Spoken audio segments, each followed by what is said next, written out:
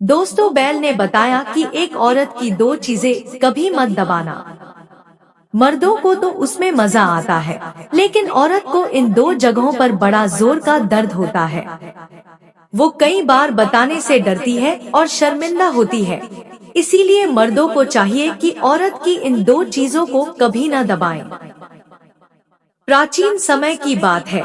एक हकीमपुर नामक शहर था। उस शहर में लाखा सेठ नाम का एक व्यक्ति रहता था। लाखा सेठ बहुत बड़ा धनवान था और चारों दिशाओं में प्रसिद्ध था। उसके पास अपार धन दौलत थी।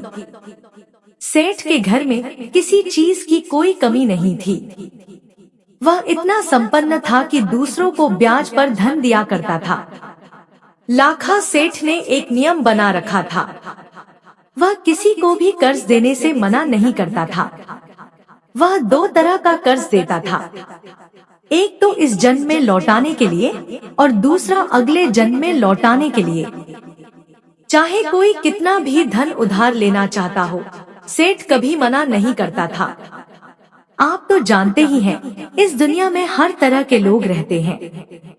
जब लोगों को यह पता चला कि लाखा सेठ अगले जन्म के लिए भी कर्ज देता है, तो उसके पास धन लेने वालों की भीड़ लग गई। चोर और बेईमान लोग इस मौके का पूरा फायदा उठाने लगे। सेठ के दरवाजे पर हर रोज कर्ज लेने वालों की लाइन लगती थी। लोगों को लगता था कि सेठ के पास बहुत पैसा है और वह बिल्कुल मूर्ख है। जो ईमानदार स्वभाव के लोग होते थे, वे इस जन्म में लौटाने की बात कहकर कर्ज लेते थे, लेकिन बेईमान लोग अगले जन्म का हवाला देकर धन उधार ले लेते थे। उन्हें लगता था कि सेठ मूर्ख है। इस जन्म में भी लोग कर्ज नहीं लौटाते, तो अगले जन्म में कौन लौटाने आएगा? यह तो पागल है जो अगले जन्म की आस लगाए बैठा है। अब तो यह हाल हो गया था कि जिसे भी धन की आवश्यकता होती, वह फौरन सेठ के दरवाजे पर पहुंच जाता। सेठ बड़ा उदार हृदय का था। उसने अपने पास 2-4 मुनीम भी रखे थे, जो कर्ज मांगने वालों को उनकी जरूरत के मुताबिक धन दे देते थे। सेठ का एक ही नियम था कि कोई भी उसके दरवाजे से खाली हाथ ना लौटे। जब कोई व्यक्ति धन उधार लेने आता, तो सेठ उससे केवल एक बात पूछता, यह धन तुम मुझे इस जन्म में लौटाओगे या अगले जन्म में? ज्यादातर लोग अगले जन्म में लौटाने की बात कहकर धन ले जाते थे। सेठ के मुनीम हर कर्जदार का नाम पता अपने रजिस्टर में दर्ज कर लेते थे। लोग खुशी खुशी अपना नाम पता दर्ज करवाते और मुंह मांगा धन ले जाते। सेठ को इससे कोई फर्क नहीं पड़ता था कि लोग धन लौटाने आएंगे या नहीं। इस तरह सेठ का यह काम अनवरत चलता रहा। एक गांव में 2 व्यक्ति रहते थे। ये दोनों कोई काम धंधा नहीं करते थे। उनका मुख्य काम था जुआ खेलना, चोरी करना और बेईमानी करना। वे इतने आलसी और हरामखोर थे कि कभी काम करने नहीं जाते थे। एक दिन उन्होंने कुछ लोगों से सुना, अरे भाई, तुम गरीबों का धन केवल उड़ाते हो, लाखा सेठ के पास क्यों नहीं चले जाते? वह तो मुंह मांगा धन उधार देता है। अगर पैसे लौटाने हैं तो इस जन्म की बात कहकर ले आना, और अगर नहीं लौटाने हैं तो अगले जन्म का बहाना बना लेना। सेठ दोनों तरह से कर्ज देता है। लाखा सेठ के बारे में सुनकर वे दोनों चोर बहुत खुश हुए। उन्होंने विचार किया, इससे बेहतर बात क्या होगी? सेठ जब अगले जन्म के लिए भी कर्ज देता है, तो क्यों ना हम उससे खूब सारा धन उधार लें। चलो कम से कम 5-5 लाख रुपए ले आते हैं, ताकि हमारे 10-15 साल आराम से निकल जाएं। विचार करने के बाद दोनों चोर सेठ के घर जाने के लिए निकल पड़े। उस समय पैदल यात्रा का प्रचलन था। चलते चलते वे दोनों हकीमपुर पहुंच गए। हकीमपुर पहुंचकर वे सेठ के घर गए और बोले, सेठ जी, हमने आपका बड़ा नाम सुना था। हमारे घर पर बहुत गरीबी है, बच्चे भूखे प्यासे मर रहे हैं। हमें पैसों की बहुत जरूरत है। क्या हमें कर्ज मिल सकता है? सेठ ने कहा, हाँ हाँ क्यों नहीं, जितना चाहिए उतना ले जाओ। तुम घबराओ मत, बताओ तुम्हें कितने पैसे चाहिए? सेठ की बात सुनकर दोनों चोर बोले, देखो सेठ जी, हमें इस जन्म में कर्ज नहीं चाहिए, हम तो अगले जन्म में इसे लौटा पाएंगे। सेठ ने कहा, हाँ हाँ कोई बात नहीं, अगले जन्म के लिए भी हम कर्ज देते हैं। बताओ तुम्हें कितने पैसे चाहिए? सेठ की बात सुनकर दोनों चोर मन ही मन बहुत खुश हुए और बोले, सेठ जी ज्यादा नहीं, बस 5-5 लाख रुपए हमें दे दीजिए ताकि हमारे बच्चों का पालन पोषण हो सके। दोनों चोरों की बात सुनकर सेठ ने अपने मुनीम से कहा, मुनीम जी इन्हें 5-5 लाख रुपए दे दीजिए। मुनीम ने सेठ की आज्ञा का पालन किया और दोनों को 5-5 लाख रुपए दे दिए। पैसे लेकर दोनों चोर बहुत खुश हुए।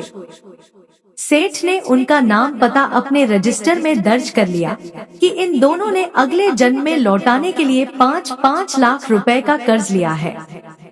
पैसे लेकर दोनों चोर अपने घर चले गए।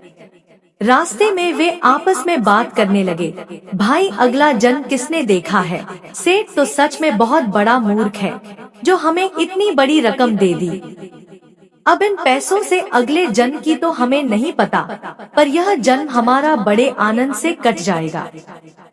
हमें जीवन भर चोरी करने और जुआ खेलने की जरूरत नहीं पड़ेगी। दोस्तों ऐसा सोचते हुए दोनों मन ही मन खुश होते हुए चलते जा रहे थे। वे दोनों पैदल चलते चलते आगे बढ़ते गए। चलते चलते रात हो गई और उन्हें रास्ते में एक गांव दिखाई दिया। वे सोचने लगे कि चलो इसी गांव में आज की रात गुजार लेंगे। जब एक गांव में पहुंचे तो उन्होंने रुकने की कोशिश की, परंतु वहां किसी ने उन्हें ठहरने के लिए नहीं कहा। दोनों देखने में ऐसे लग रहे थे जैसे कोई बदमाश हो। उन्हें यह भी डर था कि उनके पास इतने सारे रुपए हैं, कहीं कोई उनसे उनका धन ना छीन ले। काफी सोच विचार के बाद उन्होंने गांव के बाहर एक तेली के घर पर रुकने का फैसला किया। वे घर के दरवाजे पर पहुंचे और उससे बोले, भैया हम तुम्हारे यहाँ रुकना चाहते हैं। आज की रात कट जाएगी तो सुबह हम यहाँ से चले जाएंगे। हम तुम्हारा खाना भी नहीं खाएंगे, बस सोने के लिए एक बिस्तर और चारपाई दे देना। तेली ने कहा, भाई मेरे पास एक ही चारपाई है और एक ही बिस्तर है। एक काम करो, मेरे तबेले में एक खाट पड़ी है, वहाँ मेरा एक बैल और एक भैंसा बंधा हुआ है। तुम जाओ वहाँ आराम से सो जाना और मेरे पशुओं की रखवाली भी करते रहना। दोस्तों वे दोनों उस तेली के तबेले में रुकने के लिए चले गए। जब दोनों मित्र वहाँ रुक गए तो तेली अपने घर चला गया। इधर वे दोनों चोर उस तबेले में पड़ी खाट पर सो गए, परंतु दोनों को नींद नहीं आ रही थी क्योंकि उनके पास काफी पैसे थे। उन्हें डर था कि कोई उनसे उनके पैसे छीन ना ले। इस डर से वे जागते हुए आपस में बातें कर रहे थे। इस प्रकार दोस्तों रात के 12 बज गए। उधर तबेले में एक भैंसा और एक बैल जो बंधे हुए थे, उनमें से भैंसा कहता है, अरे भाई बैल, तुम सो रहे हो या जाग रहे हो? देखो मेरी बात ध्यान से सुनो, मेरा और तुम्हारा साथ बस आज रात तक का ही है। कल सुबह मैं तुम्हें छोड़कर चला जाऊंगा। बैल बोला, क्या कह रहे हो तुम? हमें छोड़कर चले जाओगे? क्यों चले जाओगे? तब भैंसा कहता है, देखो भाई, मैंने पहले इस तेली से कर्जा लिया था और वह कर्जा मैं चुका नहीं पाया, इसलिए मुझे तेली के यहाँ भैंसा बनना पड़ा। इसने मुझे कोड़े मार मार कर काम करवाया और एक एक पैसे की वसूली ब्याज सहित की। मैंने इससे जितना कर्जा लिया था उसका 1000 गुना पैसा इसने मुझसे वसूल किया है। अब मेरा कर्जा पूरी तरह चुकता हो गया है। सुबह मैं तेली के घर चारा खाऊंगा और चारा खाने के बाद यहाँ से चला जाऊंगा। उसके बाद मैं शरीर छोड़ दूंगा। बैल भैया, हमारा साथ बस इतना ही लिखा था। भैंसे की बात सुनकर बैल कहने लगा, बात तो तुम्हारी ठीक है भैया, तुम तो मुक्त हो गए, वैसे मैं भी जल्दी मुक्त हो जाऊंगा। मुझे तेली के लिए थोड़ी सरसों पिरानी है। बैल ने आगे कहा, मुझे इसका कोल्हू 4 घंटे और चलाना है, उसके बाद एक कसाई आएगा और वही मुझे खरीदेगा। मेरे पूर्व जन्म के पैसे उस कसाई पर थे, जब वह मुझे खरीदेगा तो तेली मेरे पैसों को ले लेगा। जैसे ही तेली मेरे पैसे ले लेगा, मैं उसके कर्ज से मुक्त हो जाऊंगा। मैंने भी अपने पूर्व जन्म में इस तेली से कर्जा लिया था।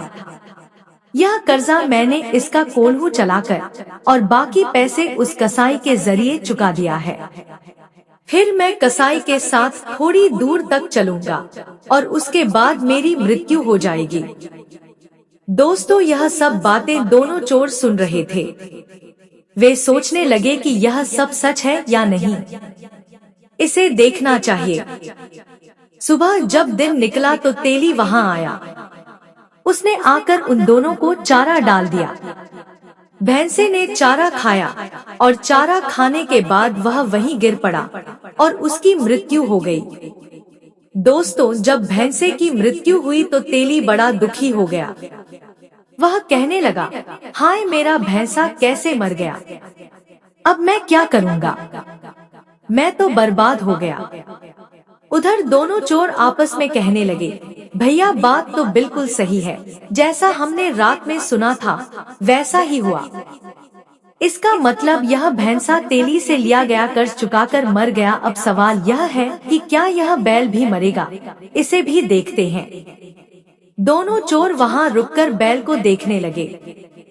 उधर तेली ने बैल को कोल्हू में लगाया और उससे 2-3 घंटे कोल्हू चलवाया। इसके बाद एक कसाई आया। कसाई ने तेली से कहा, भैया क्या तुम अपने बैल को बेचोगे? तेली ने कहा, हाँ मैं बैल बेच दूंगा। तब कसाई ने पूछा, तो बताओ कितने पैसे लोगे? तेली ने बैल की कीमत बताई।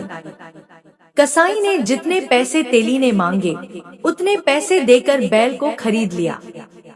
वह बैल को लेकर जाने लगा। उधर दोनों चोर कहने लगे, देख भाई, बैल ने कहा था कि कसाई आएगा, कसाई आ भी गया और तेली ने बैल को बेच भी दिया। अब हम इसके पीछे पीछे चलते हैं और देखते हैं कि रास्ते में यह बैल मरेगा या नहीं।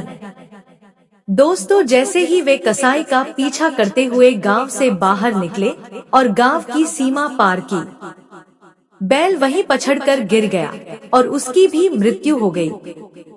प्रिय दर्शकों, अब दोनों मित्रों के पैरों तले जमीन खिसक गई। वे आपस में कहने लगे, भैया बात तो बिल्कुल सच हो गई। उस भैंसे ने तेली से कर्जा लिया था, इसलिए वह उसके घर का हिस्सा बना और कर्जा चुकाकर मर गया। उसी तरह बैल ने भी कर्जा लिया था। जब वह पूर्व जन्म में एक मनुष्य था, वह भी तेली का पैसा चुकाकर मर गया। इससे यह सिद्ध होता है कि अगर कोई किसी का पैसा खाता है तो उसे बैल या भैंसा बनकर वह कर्ज चुकाना पड़ता है। इसी तरह जब हम सेठ से उधार पैसा लेकर आए हैं तो ऐसा लगता है कि अगले जन्म में हमें भी सेठ के यहाँ किसी न किसी पशु का रूप धारण कर यह कर्ज चुकाना पड़ेगा। प्रियदर्शक बंधुओं, दोनों ने आपस में विचार किया कि अब क्या करना चाहिए। एक ने कहा, चलो वापस चलते हैं और सेठ के पास जाकर उसके पैसे लौटा देते हैं। जब सेठ पूछेगा कि पैसे क्यों लौटाने आए हो, तो उससे कह देंगे कि हमारे पास पैसों की व्यवस्था हो चुकी है, कृपया अपने पैसे ले लें। इस प्रकार वे दोनों सेठ के पास वापस लौटने का निर्णय लेते हैं और हकीमपुर में लाखा सेठ के पास पहुंच जाते हैं। सेठ को देखकर वे उसे नमस्कार करते हैं। सेठ ने कहा, तुम लोग वापस क्यों आए हो, क्या बात है? तब दोनों चोर कहते हैं, सेठ जी, थोड़ी देर पहले हम आपसे जो पैसे उधार लेकर गए थे उन्हें लौटाने आए हैं। दरअसल हमारे पास पैसों की व्यवस्था हो गई है, कृपया अपने पैसे वापस लेकर हमारे नाम को रजिस्टर से काट दीजिए। सेठ ने अपना बही खाता देखा और मुस्कुराते हुए कहा, यह पैसे तो अगले जन्म के लिए उधार लिए गए थे। अगर इस जन्म के लिए उधार लिए होते तो मैं अभी इन पैसों को स्वीकार कर लेता, लेकिन अब यह पैसे अगले जन्म में ही चुकाने होंगे। यह सुनकर दोनों चोर ने सेठ से कहा, नहीं सेठ जी, आपको यह पैसे अभी लेने होंगे। परंतु सेठ ने साफ इनकार कर दिया। वे दोनों बहुत मिन्नतें करने लगे, लेकिन सेठ ने पैसे लेने से फिर भी इनकार कर दिया। निराश होकर वे दोनों अपने घर लौटने लगे। रास्ते में विचार करते हुए बोले, हमें अब सेठ का बैल बनना पड़ेगा और सेठ हमें डंडे मार मार कर इस कर्ज का हिसाब बराबर करेगा। हमने सेठ से उधार लेकर बड़ी मुसीबत मोल ले ली है। चलते चलते वे दोनों एक जंगल में पहुँचे, जहाँ एक चौराहा था। दोनों एक पेड़ के नीचे बैठकर फिर से विचार करने लगे। उनमें से एक ने कहा, भाई मेरे दिमाग में एक युक्ति आई है। हम एक काम करते हैं, जितने पैसे सेठ से उधार लिए हैं, उनसे यहाँ एक सुंदर तालाब बनवा देते हैं। दूसरे ने कहा, भाई ये तो बहुत अच्छी बात कही तुमने। दोनों ने विचार विमर्श कर निर्णय लिया कि सेठ के पैसे से इस जंगल में एक बड़ा तालाब बनवाएंगे। उन्होंने पास के गांव से मजदूर बुलवाए और तालाब खुदवाने का काम शुरू कर दिया। कुछ ही समय में एक बहुत सुंदर तालाब बनकर तैयार हो गया। तालाब के चारों ओर हरे भरे पेड़ पौधे लगवा दिए गए, सीढ़ियां बनवा दी गई और तालाब को नीचे से पक्का कर दिया गया। तालाब के पास अपने रहने के लिए एक छोटा कमरा भी बनवा लिया। अब वे दोनों उसी तालाब के पास रहने लगे। जो पैसे सेठ से उधार लिए थे, वे सब तालाब बनाने में खर्च कर दिए। दर्शक बंधुओं, जब बारिश का मौसम आया तो चारों ओर से बारिश का पानी आकर तालाब में भर गया। कुछ समय बाद तालाब का गंदा पानी नीचे बैठ गया और उसमें बिल्कुल स्वच्छ पानी रह गया।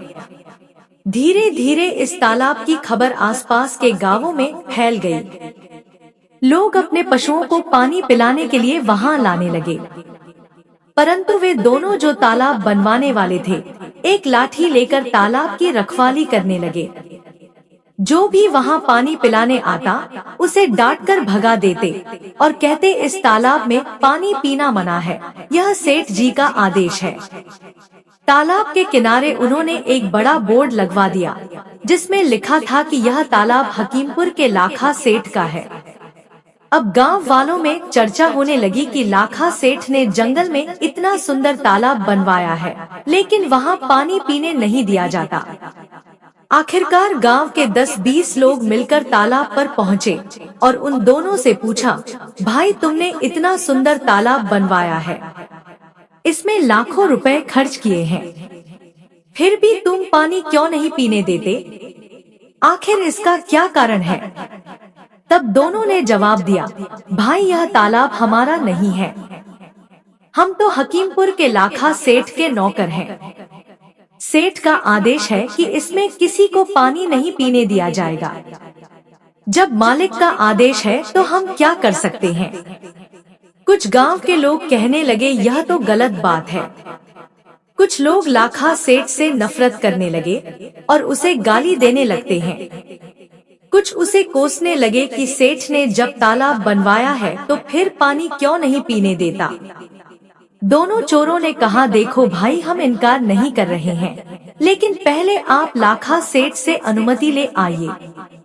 अगर सेठ कह देगा तो फिर पानी पीने से हम किसी को नहीं रोकेंगे। कुछ बोले, भैया बात तो ठीक है, नौकरों की क्या गलती है, जैसा मालिक हुक्म देगा वैसा ही तो नौकर करेंगे। अब तो कुछ लोग मिलकर हकीमपुर के लाखा सेठ के पास चले जाते हैं।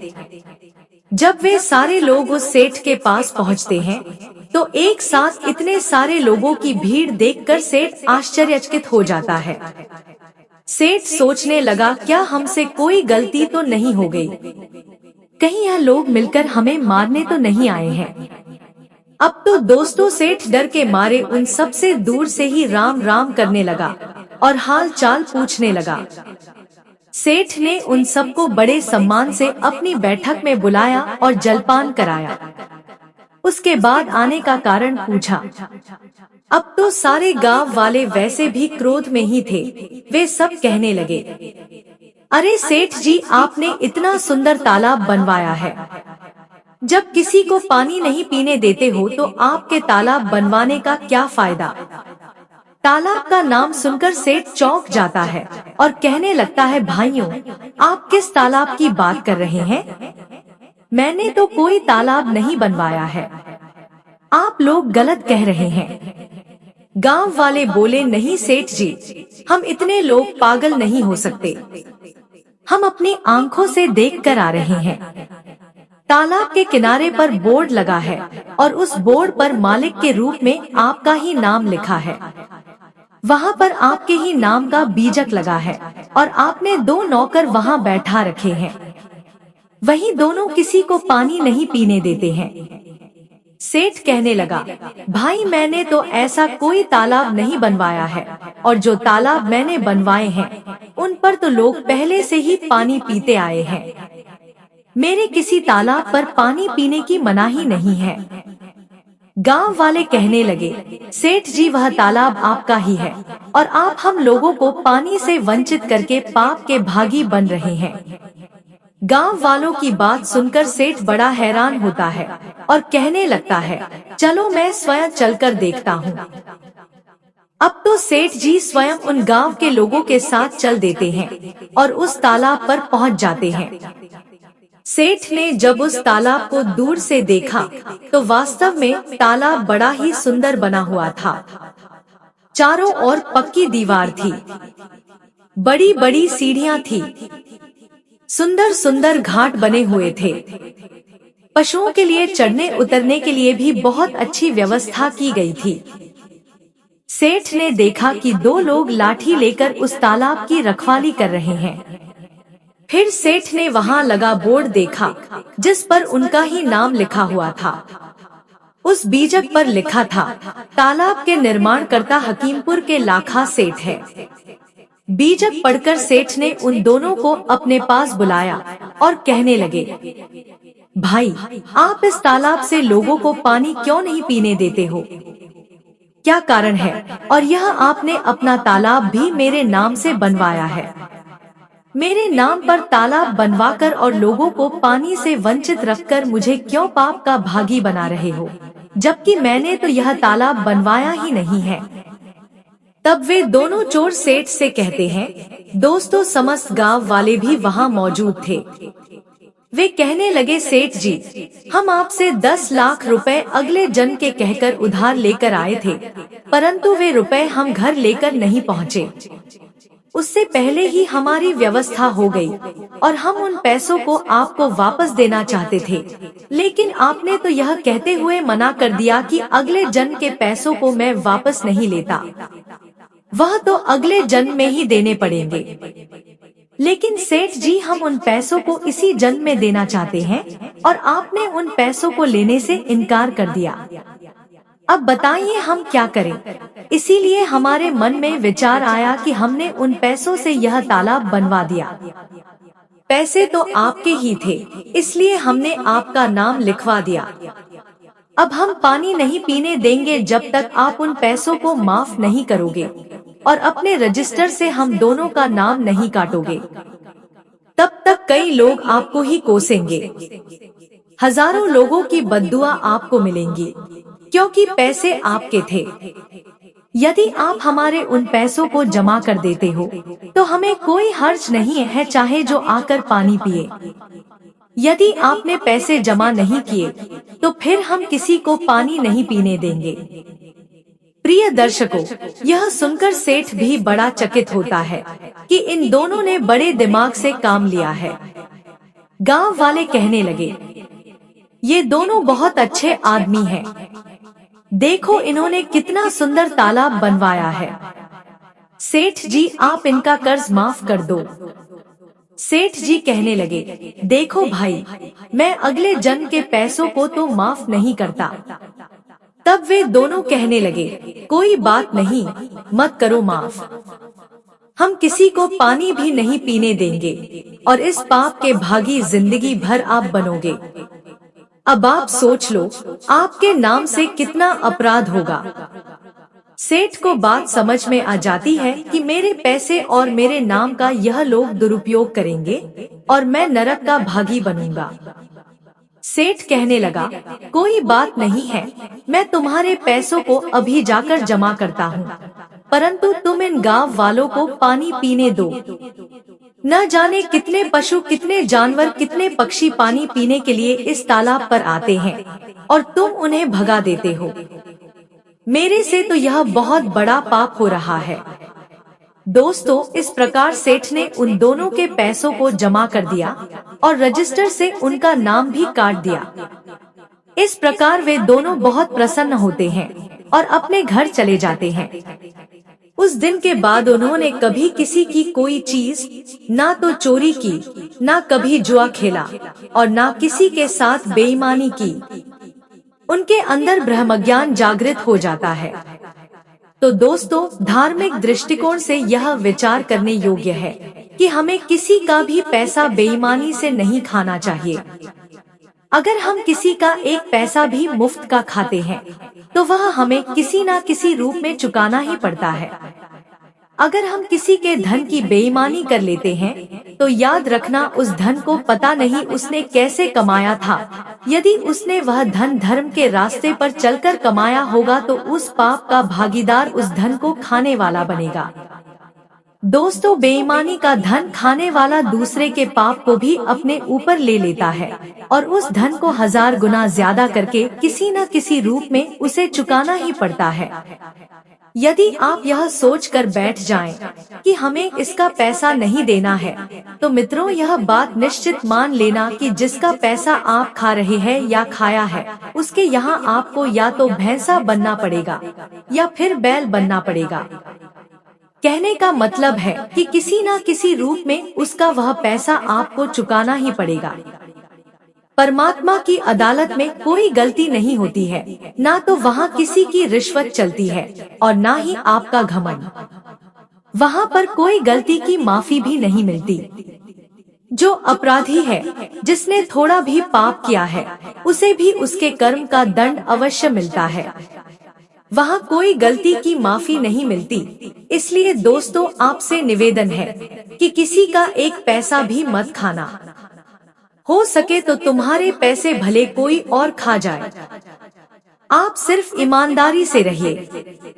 यदि आपने किसी के पैसे खाए हैं और नीयत खोटी की है, तो श्रोताओं, यह पक्का मान लेना कि आपको उसके पैसे चुकाने पड़ेंगे, वह भी ब्याज सहित। पाप का धन साधन तो देता है, पर सुख चैन छीन लेता है, अंदरूनी खुशी नष्ट कर देता है और एक दिन ऐसे मूर्ख आदमी का पतन हो जाता है। इन 3 लोगों का पैसा कभी मत खाना, वरना बैल बन कर चुकाना पड़ेगा। नंबर 1, चोरी, बेईमानी और ठगी का पैसा कभी मत खाना। नंबर 2, किसी मंदिर या देव स्थान पर चढ़ा हुआ पैसा कभी मत खाना। नंबर 3, रिश्वत का पैसा कभी मत खाना। दोस्तों, जो इन 3 स्थानों का पैसा खाता है, उसका सर्वनाश होना निश्चित है। वे लोग यह सोच रहे होंगे कि हम तो 20 साल से इनका पैसा खा रहे हैं, हमारा तो कुछ बिगड़ा ही नहीं। तो आप चिंता ना करें, निश्चित रूप से आपका बेड़ा गर्क हो जाएगा। इस जन्म में भले ना हो तो अगले जन्म में अवश्य होगा, लेकिन बुरा जरूर होगा। सबको अपने कर्मों हिसाब देना ही पड़ता है। तो दोस्तों,